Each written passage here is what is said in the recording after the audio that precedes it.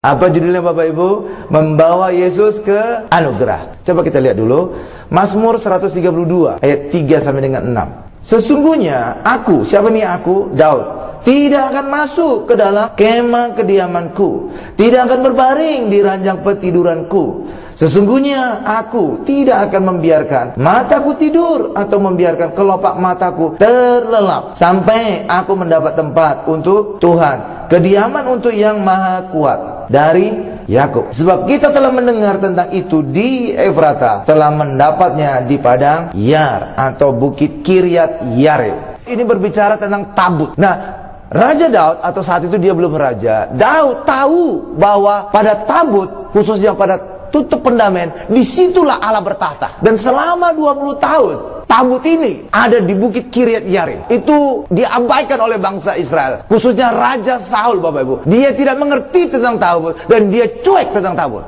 Dan hasilnya apa, Bapak Ibu? Bangsa Israel mengalami banyak masalah. Kenapa? Karena ketika tabut itu disisikan, ketika Allah bukan menjadi sentral dari kehidupan orang Israel, maka disitulah akan terjadi masalah. Kenapa? Mereka tidak ada pertolongan. Tuhan tidak bekerja di tengah-tengah mereka. Nah, Daud punya hati untuk itu, Bapak Ibu. Padahal dia pada saat itu masih anak-anak. Dia tahu tabut itu tempat Allah, tempat tata Allah, tempat hadirat Allah. Maka aku akan bersumpah, aku tidak akan leha-leha, aku tidak akan tidur, aku tidak nyaman di kemahku sebelum aku pindahkan tata Allah, aku pindahkan hadirat Allah ada di tengah-tengah orang Israel, ada di Bukit Sion, ada di Yerusalem. Itulah sebabnya kalau saudara belajar tentang kisah Daud, maka ketika dia menjadi raja, tindakan pertama yang dilakukan adalah membawa tabut itu ke Yerusalem, ke Gunung Sion. Dan itulah saudara akan tahu kisah tentang pada saat dibawa itulah, kemudian tiba-tiba kereta yang membawa itu keprosok dan Uza memegang, dan situ dia mati, Bapak Ibu. Jadi itu adalah tindakan Daud pertama ketika dia menjadi raja.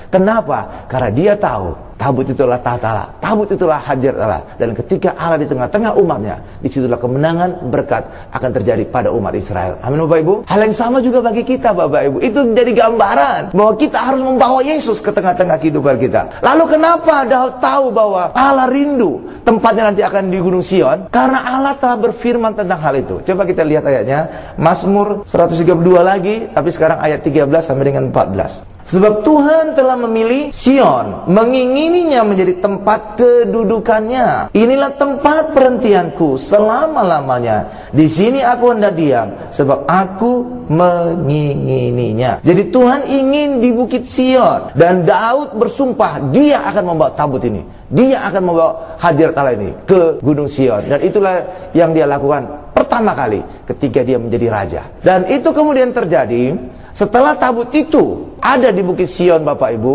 Lalu tidak lama kemudian Daud berkeinginan membangun bait Allah. Ya, tetapi niatnya ini tidak diizinkan Allah. Kenapa? Karena Allah berkata, tanganmu penuh dengan darah, Daud. Kamu telah melakukan banyak peperangan, banyak nyawa telah melayang. Karena itu aku akan memberikan hak membangun bait Allah kepada anakmu Salomo. Di bukit apa nanti dibangun bait Allah ini, Bapak Ibu? Di Bukit Moria. Nah, Bukit Moria adalah salah satu puncak gunung dari Gunung Sion, Bapak Ibu. Ibarat gunung Himalaya lah. Himalaya itu bukan satu gunung tinggi satu gitu, tapi banyak gunung-gunung. Dan salah satu puncak tertingginya adalah Everest. Hal yang sama juga dengan Bukit Sion. Ya, Bukit Sion adalah pegunungan, dan salah satu bukitnya, salah satu puncaknya itulah Gunung Moria. Disitulah nanti akan dibangun bait Allah. Dan puncak lainnya, puncak apa, Pak? Puncak Gunung Zaitun. Lalu ada Gunung Golgota, tapi sering juga disebut Bukit Golgota. Ya, Bapak Ibu. Dan puncak tertinggi dari gunung-gunung Sion tadi, Bapak Ibu, itulah Golgota, di mana Yesus mati, Yesus disalibkan. Ya, lalu mungkin pertanyaan baik kita, kenapa Tuhan milihnya di Gunung Sion, Pak? Padahal di Israel itu banyak gunung lain, Bapak Ibu. Seperti apa? Gunung Hermon, itu ada, kita kenalkan Gunung Hermon. Ada juga Gunung Beatitude. Apa itu Beatitude? Kok aneh namanya. Nah, ini yang sering populernya disebut juga adalah Bukit Sabda Bahagia, tempat Yesus berkhotbah 8 sabda bahagia. Itu gunung sebenarnya itu, Bapak Ibu. Jadi pemahaman gunung bagi orang Israel, jadi kayak tinggi dikit seringkali disebut gunung, Bapak Ibu.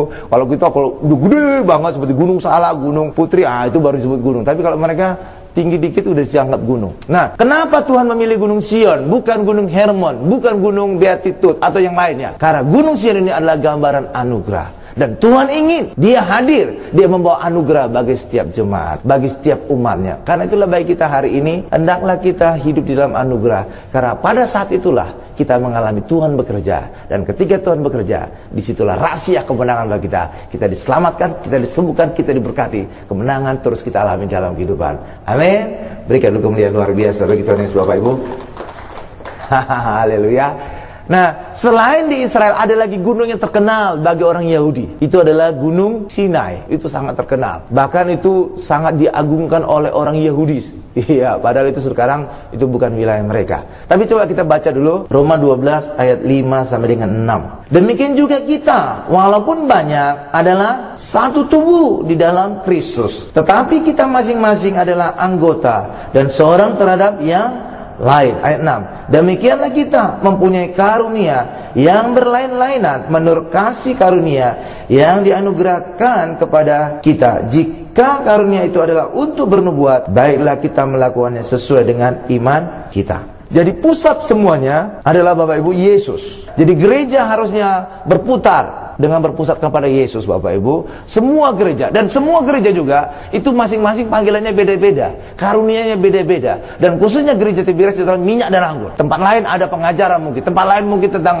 yang lain-lain, Bapak Ibu. Tetapi semuanya pusatnya harus Yesus. Karena disinilah semuanya ya berpusat. Karena disinilah semuanya ada. Karena disinilah inti dari kekristenan. Nah, kembali lagi kepada gunung tadi, Bapak Ibu. Gunung tadi juga menjadi gambaran pusat. Dan orang Israel, orang Yahudi sangat meninggikan, sangat memuliakan Gunung Sinai. Sampai mereka berkata begini, kalau mereka berjumpa dengan orang non-Yahudi, misalkan berjumpa dengan saudara, mereka akan berkata, ya kebahagiaan kami, kemuliaan kami, kebaikan Allah kami dapatkan di kaki Gunung Sinai. Mereka berkata demikian, Bapak Ibu. Jadi mereka sangat mengagungkan Gunung Sinai. Bahkan, saudara tahu, Pentakosta pertama orang Yahudi, itu adalah pada saat hukum Taurat turun di Gunung Sinai. Mereka peringati turunnya hukum Taurat, 10 perintah itu di Gunung Sinai sebagai Pentakosta pertama. Kalau orang Kristen, Pentakostanya di mana, Bapak Ibu? Di Gunung Sion. Pada saat itulah Roh Kudus turun. Tapi bagi orang Yahudi, Pentakostanya pada saat hukum Taurat turun. Kalau kita pada saat Roh Kudus turun. Amin, Bapak Ibu.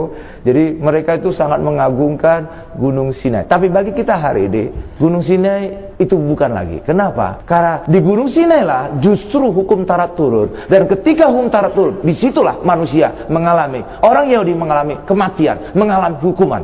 Kenapa? Karena mereka hidup dalam hukum. Kehidupan Kristen itu bukan hukum, hidup lagi dalam hukum, Bapak Ibu. Itulah sebabnya kalau saudara pernah dengar istilah bahwa kekristenan bukan lagi legalistik, tapi kekristenan adalah relationship. Kenapa bukan legalistik? Karena bukan lagi hidup di dalam hukum Taurat. Tapi kenapa relationship? Karena kita hari ini berbicara tentang hubungan Bapak dengan anak. Dan itulah menjadi rahasia berkat. Kalau saudara menjadi pegawai presiden, Bapak Ibu, berkatnya terbatas, ada gajinya tertentu. Tapi kalau saudara hubungannya adalah anak presiden, itu berkatnya unlimited. Saudara tahu itu? Lihat perbedaannya? Itulah gambaran kehidupan kerohanian. Ketika saudara hidup di dalam hukum, maka berkat saudara terbatas. Tapi ketika saudara hidup di dalam relationship, hubungan Bapa dengan anak dengan Allah, maka semua berkat surga itu menjadi hak milik kita, warisan kita. Amin.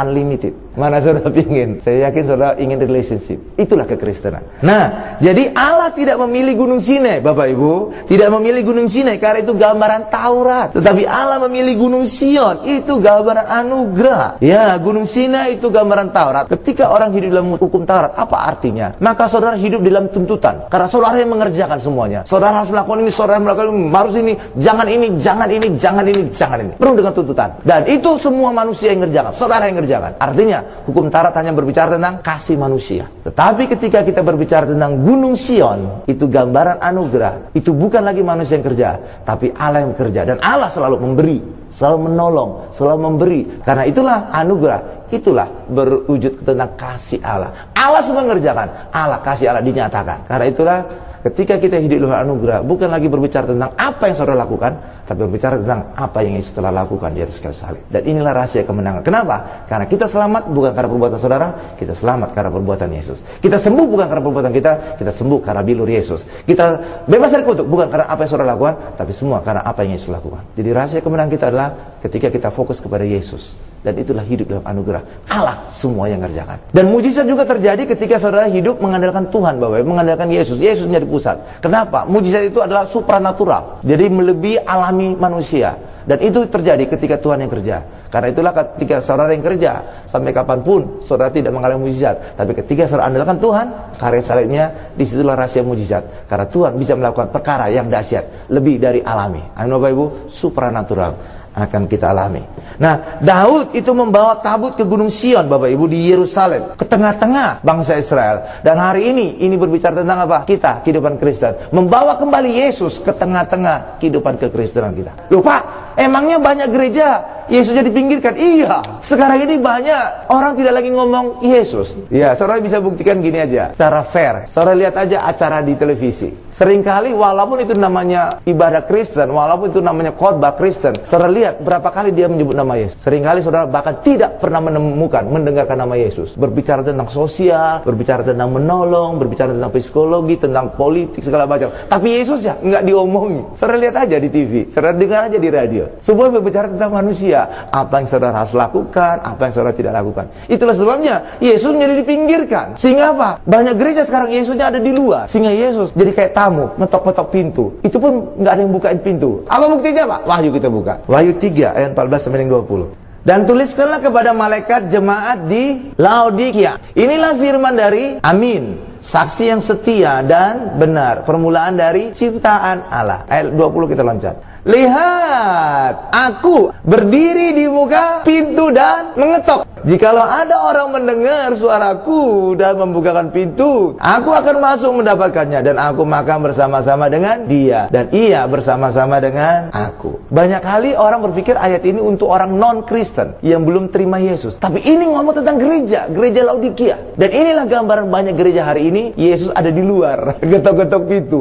Ya, kasihan banget Bapak Ibu. Saudara lihat aja sekarang banyak khotbah-khotbah. Ya Bapak Ibu, saya nggak nunjukkan orang, tapi saudara sendiri menilai. Saudara dengan khotbah sekarang banyak berbicara apa? Apa yang harus saudara lakukan, apa yang tidak harus saudara lakukan. Jadi artinya apa? Ngomong saudara kan? Bukan ngomong Yesus lagi. Ngomong tentang apa lagi? Banyak motivasi. Ngomong tentang apa? Keluarga. Ngomong tentang apa? Tentang etika. Ngomong tentang apa lagi? Politik. Bukan Yesus lagi. Ngomong tentang manusia. Yesus jadi pinggirkan.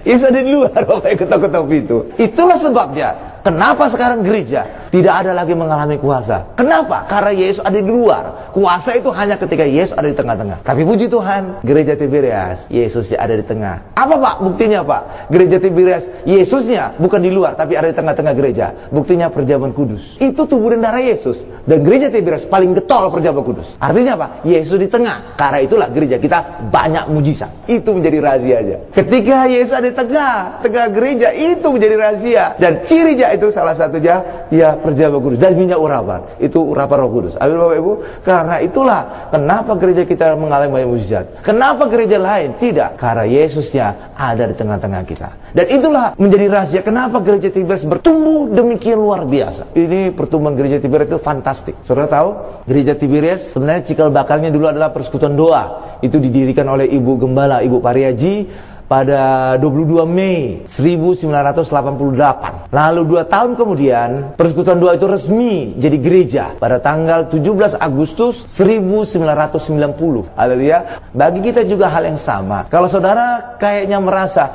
kok hidup saya ini kok susah, kok hidup saya kayaknya rata, tidak ada peningkatan yang mungkin eksponensial atau segala macam pertumbuhan yang fantastik, mungkin juga target yang fantastik. Kenapa? Saudara mungkin bisa melihat apakah Yesus ada di luar kehidupan saudara atau di dalam. Saya yakin pasti di luar kalau pertumbuhan saudara rata. Ketika Yesus ada di tengah-tengah kita, disitulah akan terjadi pertumbuhan eksponensial, pertumbuhan yang luar biasa akan terjadi di dalam kehidupan kita. Amin Bapak Ibu.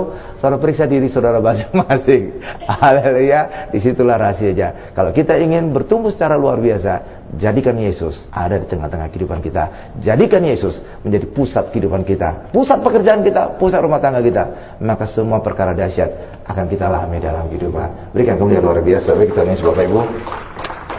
Haleluya. Ya, sekarang kita masuk pada bagian ketiga. Kebenaran yang lebih tinggi dari hukum Taurat. Ada orang mengkhotbahkan tentang hal ini Bapak Ibu, bahwa kita harus lebih dari kebenaran ahli Taurat. Dan itu memang ucapan Tuhan Yesus. Tetapi kita harus mengerti apa maksudnya Tuhan Yesus. Dan itu sebenarnya untuk mendorong kita untuk hidup di dalam anugerah. Coba kita lihat dulu ayatnya, Matius 5 ayat 20. Maka aku berkata kepadamu, jika hidup keagamaanmu tidak lebih benar daripada hidup keagamaan ahli-ahli Taurat dan orang-orang Farisi, sesungguhnya kamu tidak akan masuk ke dalam kerajaan sorga. Saya ingin katakan, kalau kita mengerjakan sendiri kebenaran kita, dipastikan kita pasti kalah dengan ahli Taurat. Kenapa Bapak Ibu? Jangankan ahli Taurat, orang Yahudi saja usia 12 tahun itu sudah menguasai Taurat. Makanya usia 12 tahun orang-orang Yahudi, anak-anak Yahudi disebut anak-anak Taurat. Dan itu saudara mungkin mesti ingat, pada saat Yesus tertinggal di Bait Hala, lagi diskusi. Usia berapa itu? 12 tahun. Jadi pada saat itu orang-orang Yahudi punya kebiasaan itu diskusi dekat ahlinya, imam-imamnya, ahli-ahli Taurat ya Bapak Ibu. Mereka menguasai. Lah kalau kita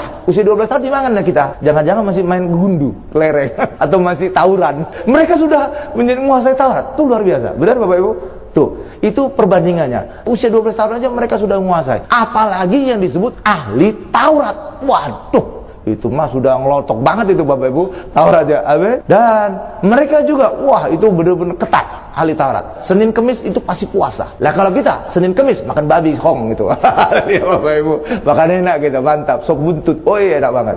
Lah mereka itu puasa. Lalu juga dalam kehidupan sehari-hari juga Bapak Ibu, mereka itu punya jubah lengan yang panjang. Sehingga apa? Ketika mereka berpapasan dengan wanita, kalau wanita itu tidak pakai tutup muka Bapak Ibu, maka mereka gini, set, nutupi mata aja, jangan sampai melihat keindahan wanita. Jadi jubahnya mereka panjang, nutup gitu. Nah kalau kita kadang-kadang rugi, artis lewat. Haleluya Bapak Ibu. Nah saudara lihat itu. Karena itulah kalau diperbandingkan dengan ahli Taurat Farisi, wah rasanya kita lewat gitu Bapak Ibu, nggak masuk surga semua. Lalu Pak, apa makna maksud Tuhan Yesus berkata bahwa kebenaran kita harus lebih dari mereka? Artinya kebenaran saudara bukan lagi karena saudara kerjakan, tapi kebenaran kita karena kita percaya kepada Yesus. Itulah kebenaran yang bisa melampaui kebenaran dari ahli Taurat. Ya, jadi kebenaran kita bukan karena perbuatan kita, bukan karena apa yang saudara upayakan, tapi kebenaran kita karena kita percaya kepada Yesus. Jadi itulah hidup di dalam anugerah. Jadi semuanya berfokus kepada Yesus. Jadi kebenaran kita bukan lagi apa yang kita lakukan, tapi kebenaran kita hari ini apa yang Yesus telah lakukan. Inilah namanya kebenaran karena iman. Bukan karena perbuatan kita, tapi karena iman atas apa yang Yesus telah perbuat. Ya,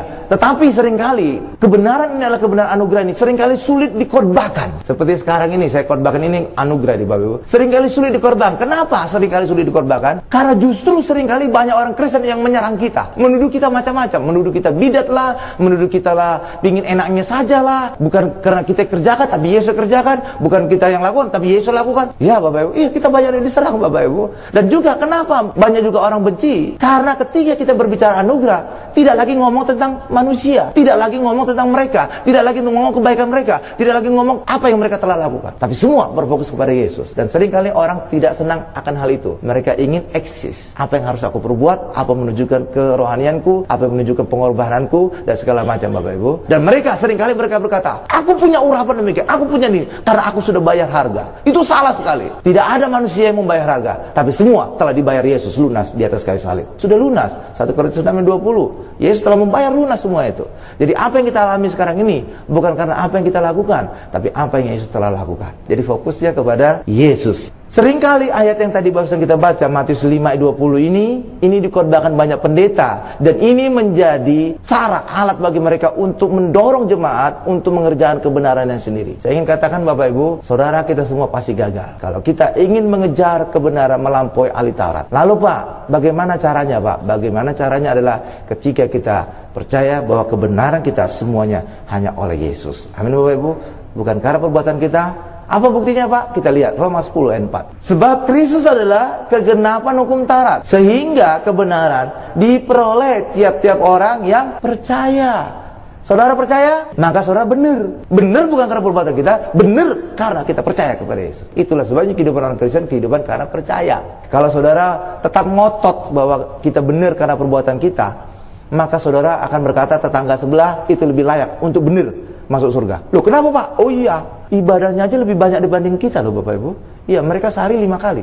Lah kalau kita, ya tambah minggu mungkin tambah hari ini bisa seminggu 2 kali. Mereka seminggu 5 kali 7, 35 kali.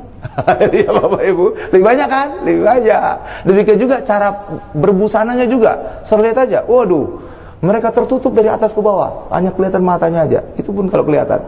Lihat Bapak. Lah kalau kita cenderung terbuka, you can see everything. Oh enggak. You can see. Haleluya Bapak Ibu.